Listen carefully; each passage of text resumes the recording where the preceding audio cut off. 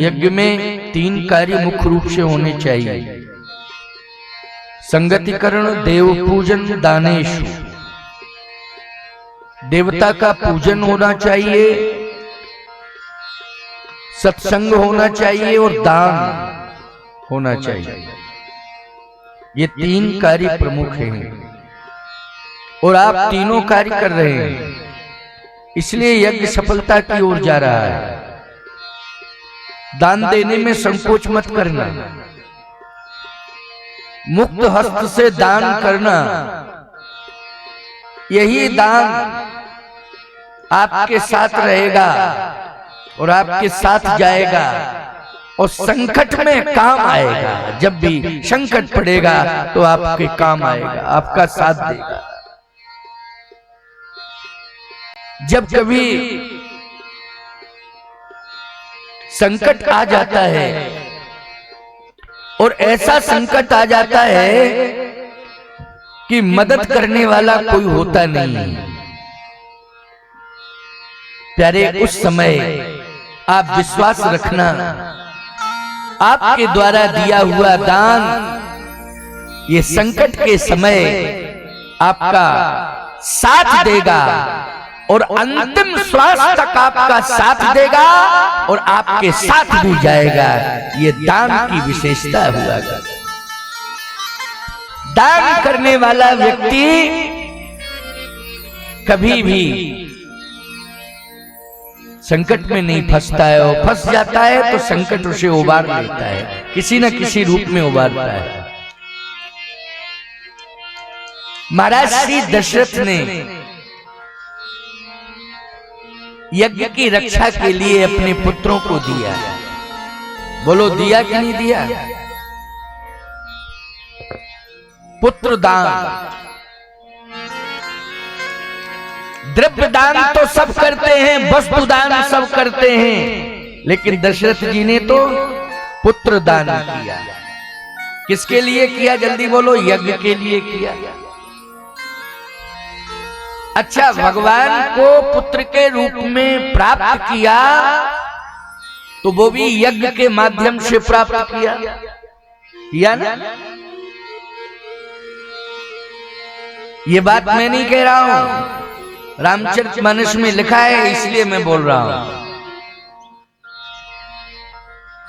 प्रमाण है, भगति सहित मुनि आहुति दीन, भगति सहित मुनि आहुति दीन, भगति सहित मुनि आहुति दीन, भगति सहित मुनि आहुति दीन, प्रगटे अग्नि चरु कर लीन, प्रगटे अग्नि चरु कर लीन, यह अभिमाच देहु नृप जाई, यह अभिमाच देहु नृप जाई, जथा जोग जन भाग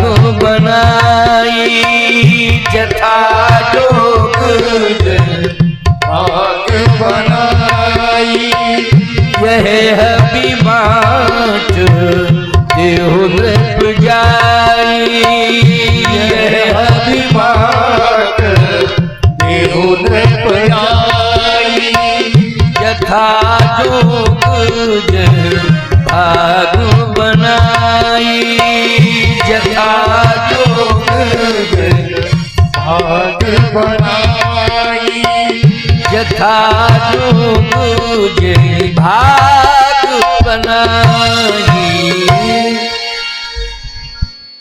अग्निदेव ने उस हवि को महाराज दशरथ को दिया और कहा, ये प्रसाद है यज्ञ का, इसे बांट दो। प्रसाद से क्या होगा? आपका मनोरथ पूर्ण होगा। तो एक अर्थ तो यह है कि यज्ञ से मनोरथ पूर्ण होता है। आपके मन में जो भी मनोरथ है यज्ञ भगवान पूरा करते हैं। यज्ञ में जो भी आप मांगेंगे यज्ञ भगवान से, यज्ञ भगवान आपको देंगे। आपको शंका करने की आवश्यकता नहीं है, सोचने की जरूरत नहीं है कि संत जब कृपा करते हैं तो भगवंत को आना ही पड़ता है। यज्ञ भगवान ने हवि दिया, ये प्रसाद है महाराज बांट दो, आपका जो मनोरथ है वो पूर्ण हो जाएगा। आपको चिंता करने की आवश्यकता नहीं है। आप क्या चाह रहे हैं? यही तो चाह रहे हैं कि पुत्र मिले। तो देखो भाई, यज्ञ से महाराज श्री को पुत्र मिला, और एक पुत्र नहीं, परमात्मा पुत्र के रूप में मिला, और परमात्मा ही 4 रूपों में प्रकट हुआ है। अच्छा बोलो भैया, भगवान ही तो 4 रूपों में प्रकट हुए हैं। ये भरत जी अलग नहीं है, लक्ष्मण जी अलग नहीं है, शत्रुघ्न जी अलग नहीं है, ये भगवान के ही स्वरूप है। इसलिए 4 रूपों में परमात्मा प्राप्त हो गया महाराज श्री दशरथ को। 4 भाई वो कैसे हैं? के 4 रूप, 4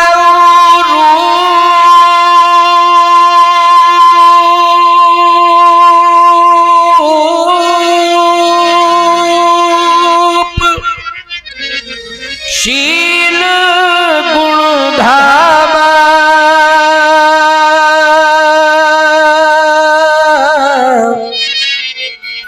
तदपि अधिक सुख सागर राम।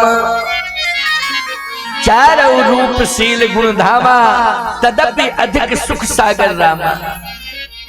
चारों में इतने सुंदर संस्कार हैं, वो तो परमात्मा के ही स्वरूप है भैया। तो कहां तक विशेषताओं का वर्णन किया जाए। लेकिन ये जो मनोरथ सफल हुआ है, ईमानदारी से बताओ, ये मनोरथ कैसे सफल हुआ है? किससे सफल हुआ है? यज्ञ से सफल हुआ है। आपका अच्छा, आप यज्ञाचार्य हैं, यज्ञाचार्य जी हैं। मैं बहुत बहुत आशीर्वाद देता हूँ, साधुवाद देता हूँ। आप बहुत अच्छा यज्ञ संपन्न कर रहे हैं, बहुत बहुत आपको साधुवाद। 4 रूप शील गुण धाम, तदपि अधिक सुख सागर राम। ये 4 परमात्मा के ही स्वरूप हैं, यज्ञ से प्राप्त हुए।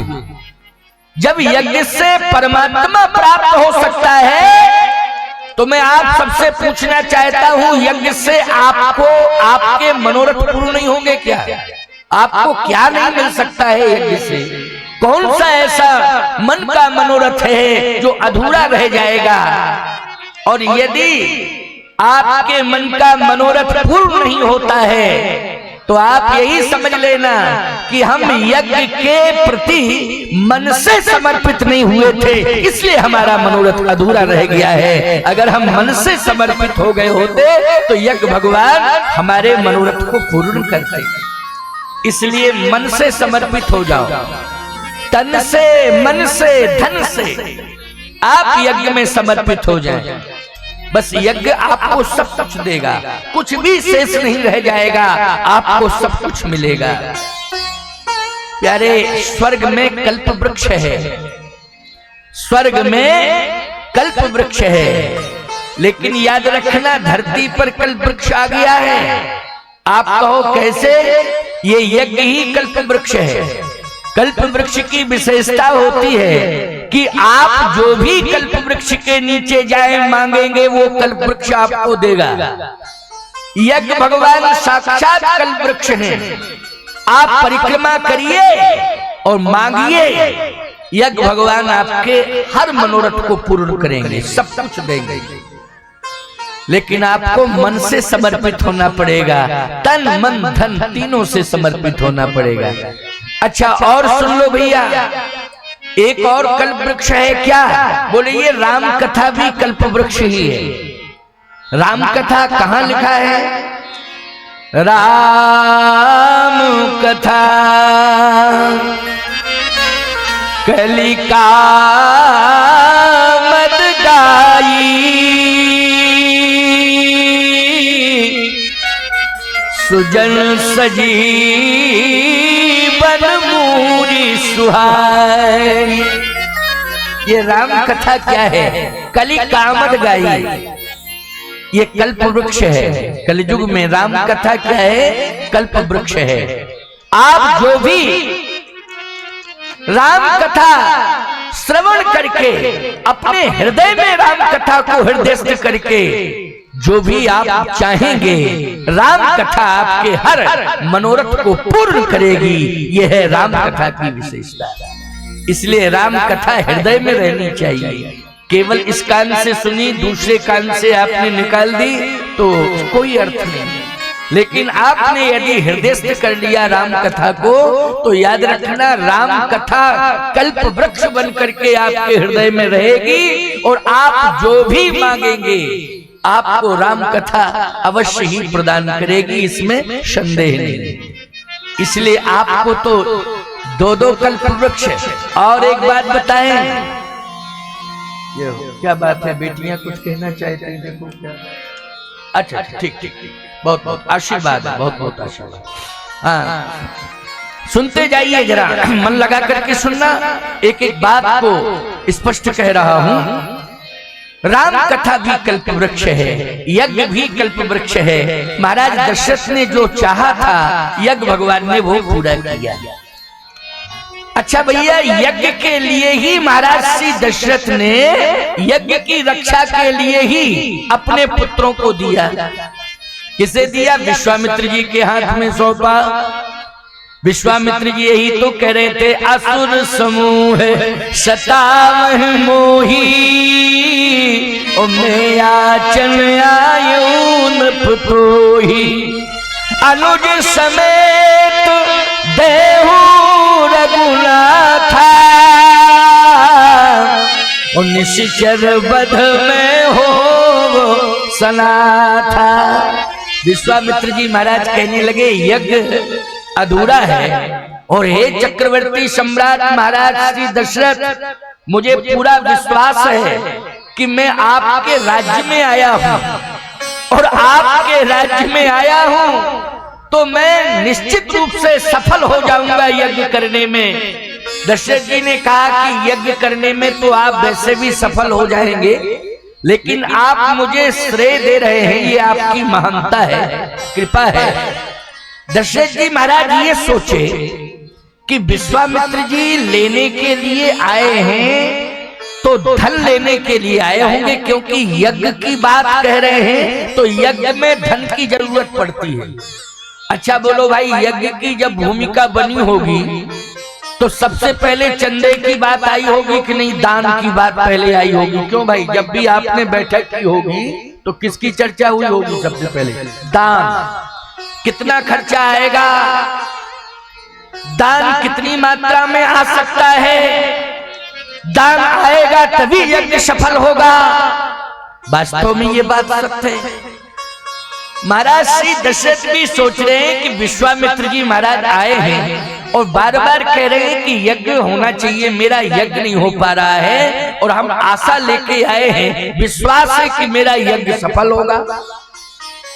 दशरथ जी ने कहा महाराज यज्ञ तो आपका वैसे भी सफल हो जाएगा, लेकिन आप श्रेय देने आए हैं तो आप चिंता मत करो, यज्ञ आपका हो जाएगा।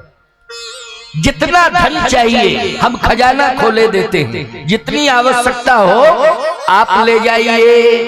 मांगहु भूमि धेनु धन पोसा, और सर्वस आज देहु सहरोसा। महाराज जितना भी धन चाहिए उतना धन आपको दे रहा हूं, जितनी भी यज्ञ के लिए भूमि चाहिए मैं उतनी भूमि दे रहा हूं, और गौशाला में करोड़ों गौएं हैं महाराज, जितनी जरूरत हो उतनी गौएं ले जाओ। विश्वामित्र जी ने कहा ना मुझे धन की जरूरत है और ना मुझे भूमि की जरूरत है, तो धेनु कहा धेनु की भी जरूरत नहीं है। क्यों? इतनी बड़ी गौशाला है हमारी, लेकिन गौओं की रक्षा ही नहीं हो पा रही है। गौओं की रक्षा नहीं हो पा रही है, तो और गौएं ले जाके क्या करेंगे जब गौओं की रक्षा हम नहीं कर पा रहे हैं। अच्छा एक बात बताओ, आपके गांव में एक गौशाला है और उस गौशाला की गौएं अगर सुरक्षित न रह पा रही हो, तो आप क्या दूसरी गौशाला की गौओं को लाओगे अपनी गौशाला में? यही कहोगे कि समस्या हमारे गांव की गौशाला ही है, अब हम और बड़ी समस्या पैदा कर लें। मेरी जो गौशाला है उसमें गौएं सुरक्षित नहीं रह पा रही हैं। मेरी जो यज्ञशाला है उसमें देवता सुरक्षित नहीं बैठ पा रहे। महाराज दशरथ ने कहा तो मैं चलूं, देखता हूं कौन व्यवधान कर रहा है। विश्वामित्र जी ने कहा, हे दशरथ, जिस भाषा का तुम प्रयोग कर रहे हो उसमें शक्ति का संकेत मिल रहा है। किसका? शक्ति का संकेत। और ये शक्ति प्रदर्शन है। बोलो भाई, है कि नहीं? एक बात आपको और बताएं, यज्ञ कभी शक्ति प्रदर्शन से सफल नहीं होता है। यज्ञ जो है क्या शक्ति प्रदर्शन से सफल हो जाएगा? ईमानदारी से बताओ। शक्ति प्रदर्शन से तुम सत्ता ले सकते हो, शक्ति प्रदर्शन से तुम प्रभुता प्राप्त कर सकते हो, लेकिन प्रभु को प्राप्त नहीं कर सकते हो। शक्ति से प्रभु नहीं मिलता है, शक्ति से नहीं मिलता है प्रभु। किससे मिलता है? प्रभु भक्ति से मिलता है। क्यों भाई? किससे मिलता है? भक्ति से मिलता है।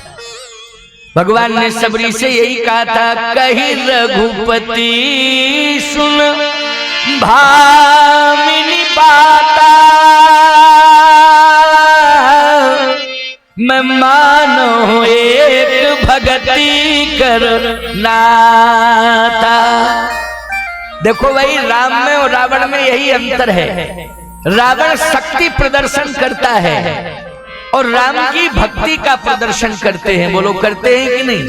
जहां जहां भी भगवान पहुंचे हैं वहां भगवान भक्ति का संदेश दिए हैं। किसका संदेश दिए हैं? भक्ति का संदेश दिए हैं, भक्ति का उपदेश दिए हैं। इसलिए आज विश्वामित्र जी कहने लगे, चक्रवर्ती सम्राट, ये शक्ति प्रदर्शन से यज्ञ सफल नहीं होगा।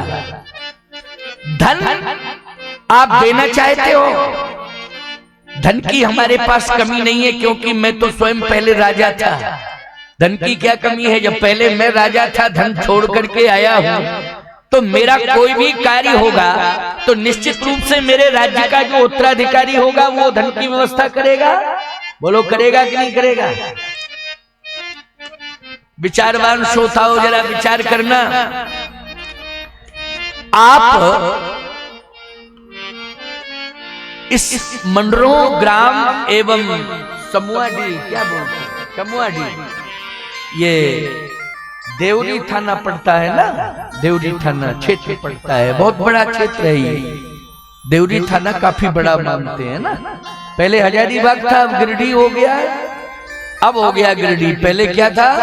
हजारीबाग था, लेकिन अब जो है राज्य जब से बना, मुझे लगता है तभी से ये गिरिडीह होगा ना। पहले हो गया था। अच्छा, बिहार के समय में हो गया। हाँ, तो बहुत बड़ा क्षेत्र है ये। मैं आपसे पूछना चाहता हूं कि आप अगर मेरे प्रति श्रद्धा रखते हो और यदि मैं यज्ञ करूं आपके क्षेत्र में, तो मुझे विश्वास रहेगा कि हमारे जो भक्त और शिष्य हैं वो दान देंगे। लेकिन आप यही सोच लो कि हम दान देंगे इसलिए जगत गुरु जी का यज्ञ सफल हो जाएगा, मैं विश्वास नहीं मानता।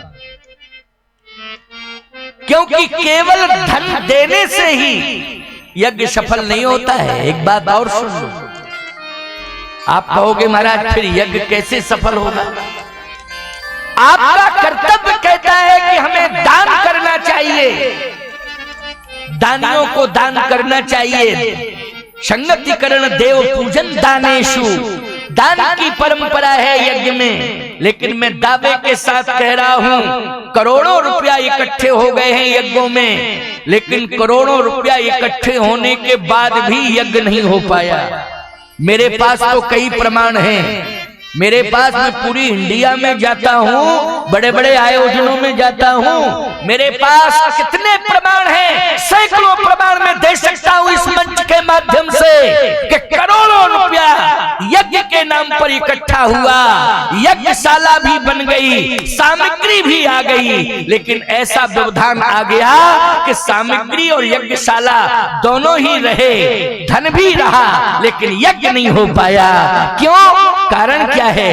कारण यही है कि सब कुछ हो जाए, लेकिन जब तक भगवान की कृपा नहीं जुड़ जाएगी तब तक कोई कार्य सफल नहीं हो सकता है।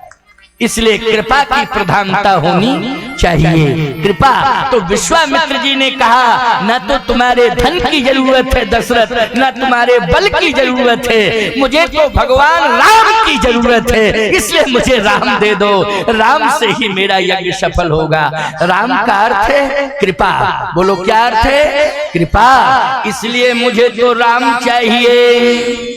दशरथ जी कहते, मांगहु भूमि धेनु धन कोशा, और सर्वस्व आज देहु सही रोषा, और देह प्राण ते प्रिय कछु नाही, और सो मुनि देव निमखीक माही, सो मुनि देव निमखीक माही।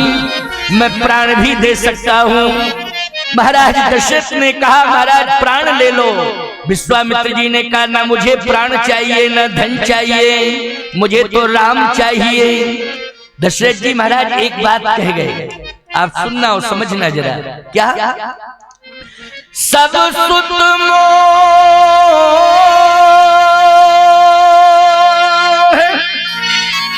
प्राण की नाई, लेकिन राम देत नहीं बनत गुसाई। सब सुत मोहि प्राण की नाई, राम देत नहीं बनत गुसाई। मुझे सभी सुत प्रिय हैं, लेकिन मैं राम को नहीं दे सकता। विश्वामित्र जी ने कहा, पहले ये बताओ दशरथ, तुम किस वंश में पैदा हुए हो? महाराज दशरथ ने कहा, इक्ष्वाकु वंश में, सूर्य वंश में, रघुवंश में, यही हमारा वंश है। विश्वामित्र जी ने कहा, परंपरा नहीं जानते हो वंश की क्या परंपरा है? क्या परंपरा के बारे में ज्ञान नहीं है? महाराज है। तो बताओ परंपरा क्या है? परंपरा ये है, मंगल लहीन जिनके नाही, ओ ते नरवर थोड़े जग माही। इस वंश की ये परंपरा है कि मांगने वाले कभी मना सुन के नहीं गए। मांगने वाले कभी मना सुन के नहीं गए। रघुवंश की चौखट पर, दहरी पर, चौखट पर कोई आ गया मांगने वाला तो मना नहीं किया गया। लेकिन आज मैं मांगने के लिए आया हूं, मुझे मना किया जा रहा है। इसका मतलब है कि तुम इस कुल की परंपरा को चैलेंज दे रहे हो, तोड़ रहे हो, चैलेंज दे रहे हो, तोड़ रहे हो। महाराज श्री दशरथ कांपने लगे, कांपने लगे। सुन राजा, सुन राजा, अतिया प्रिय बानी, हृदय कंप मुख दुती कुम्हलाई। चेहरा कुम्हला गया, कांपने लगे और मूर्छित होकर गिरने लगे। सुमंत जी ने संभाल लिया, संभाल लिया सुमंत जी ने। महाराज श्री दशरथ इतने बलवान हैं कि सुरपति बसई बाहुबल जाके नरपति रहे सकल रुख ताके। इतने बलवान हैं और धैर्यवान भी हैं, लेकिन आज धैर्य टूट गया। बल जो है पता नहीं चल रहा, बल कहां चला गया, धैर्य टूट गया। सुन राजा की अप्रिय वाणी, हृदय कंप मुख दुति।